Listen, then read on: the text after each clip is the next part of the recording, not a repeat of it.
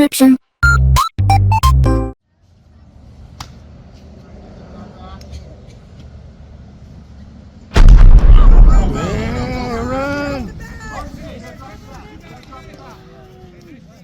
Alright, hey, this is Hans, and it's time for yet another episode of Instant Noodle Recipe Time. This is the show where I show you what you could be doing with your instant noodles. And for this one, I'm going to show you what you're supposed to be doing with your instant noodles. This is from South Korea, from Ottogi. Ppushu, or I don't know, I think the double P is like in Bulgogi. The double T is a soft T or a hard D.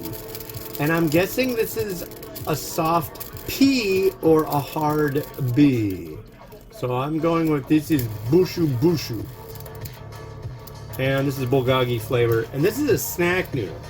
Normally what you do is you crush the noodle in there.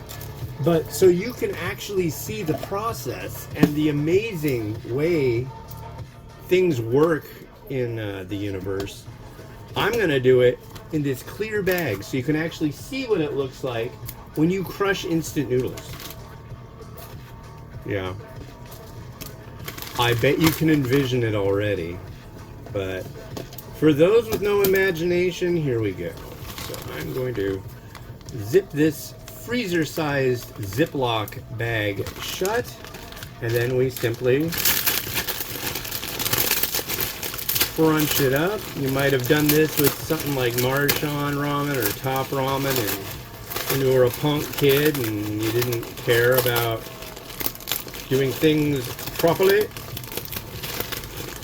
But this is like a thing overseas. This is not an invention of the lazy bored American pre-high school student, or high school student for that matter. And then it's got a sachet. And what's funny, and then it's, you know, it's the flavor. But what's funny is I've often wondered what would happen if you cooked this stuff. There are Taiwanese varieties as well. One of them that's probably most well known is Science Noodle. It's got like a little picture of a Copernicus looking guy. And there is a version of that for making hot pot, which I don't know if I made that one correctly or not, but yeah, there it is. And so that's it. And now it's got the flavoring on it. It's a larger piece, and it's got the seasoning. Let's give it a try.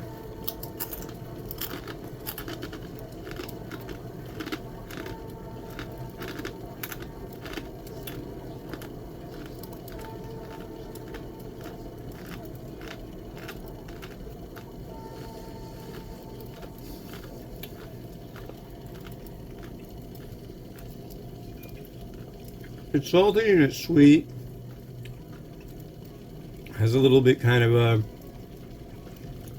saucy kind of thing like you would expect with Bulgogi.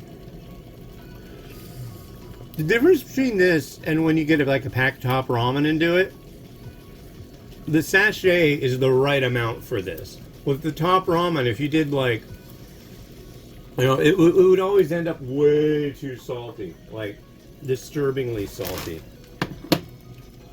But the last time I did one of these, I had some little tube of nits to add in. This time I have nothing.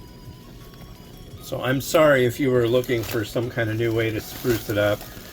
But, you know, you could add, what do you call it, like trail mix or snack mix or whatever you want. I don't care. You know. But oh, come on, don't make a mess. I don't have time for that.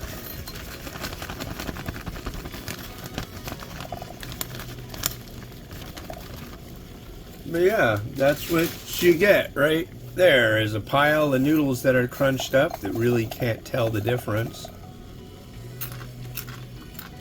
Is it good? Yeah.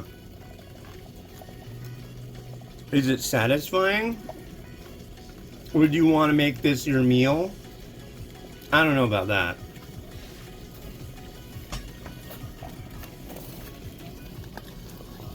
I mean, yeah. But here, watch it rotate. I'm good with that.